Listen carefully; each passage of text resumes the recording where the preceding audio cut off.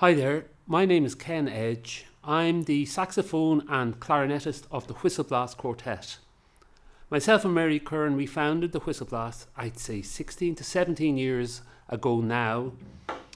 And we founded it in order to play music we wanted to play. We have an unusual grouping of instruments. If we think of all the instruments as being related, every single musical instrument as being related, within that there are families of instruments. And within our Whistleblast Quartet, each family is represented. So for instance, Mary plays the French horn, which is a brass instrument. Connor plays the piano, which is a keyboard instrument. And Una covers the string aspect. So we have a huge array of colours that we can use when we're playing the music we like to play. The woodwinds are represented by these two instruments here. And these are, to go back to the family analogy, these are quite close cousins.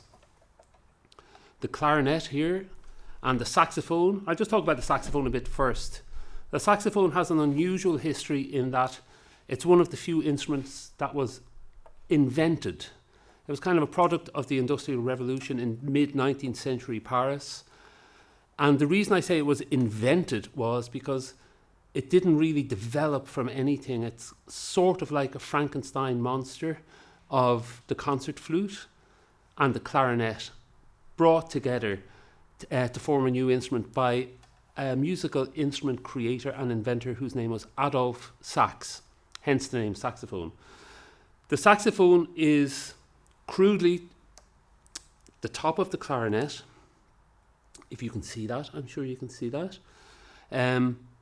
This is the mouthpiece. It has a reed on the back of it, like that. This is a piece of bamboo. And this, coupled with the player's breath, is what actually makes the sound. So when I play through this, it'll just sound like a squeak. When I put it on the body of the saxophone acts as a kind of an amplifier.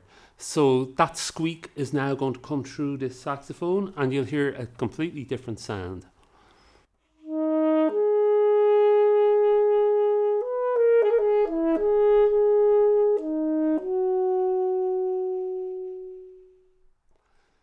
That's the saxophone sounding very mellow in an orchestration by Maurice Ravel of Mussorgsky's pictures at an exhibition. The saxophone has a huge array of colours. When it was invented in 1846, jazz didn't exist as a form of music anywhere on the planet. People often associate the saxophone with jazz, and its incredibly powerful voice in jazz, of course, sort of.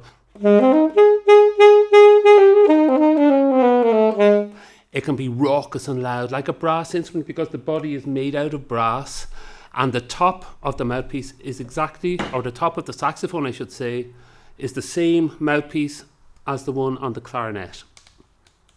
So Adolphe Sax fundamentally stole the top of the clarinet and he added it to a brass instrument to make it louder than the clarinet. The clarinet doesn't have the same range of dynamics as the saxophone.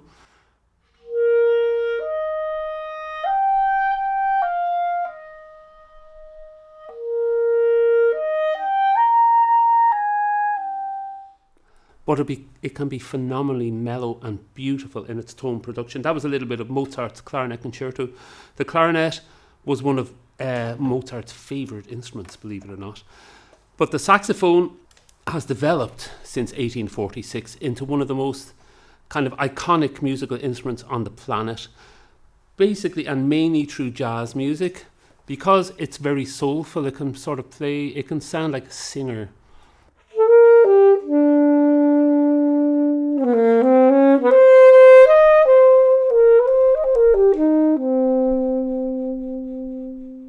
It's also a kind of easy enough instrument to play really quickly on, play very fast, virtuosic music on. I can go.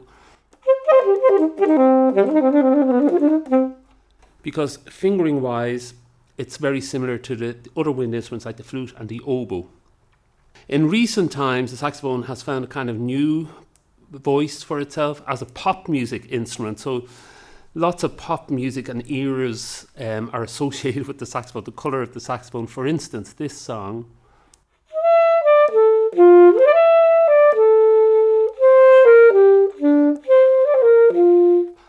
and we can make nice, unusual sounds. If we sing and play at the same time, we get what's called a growl sound, which sounds like this.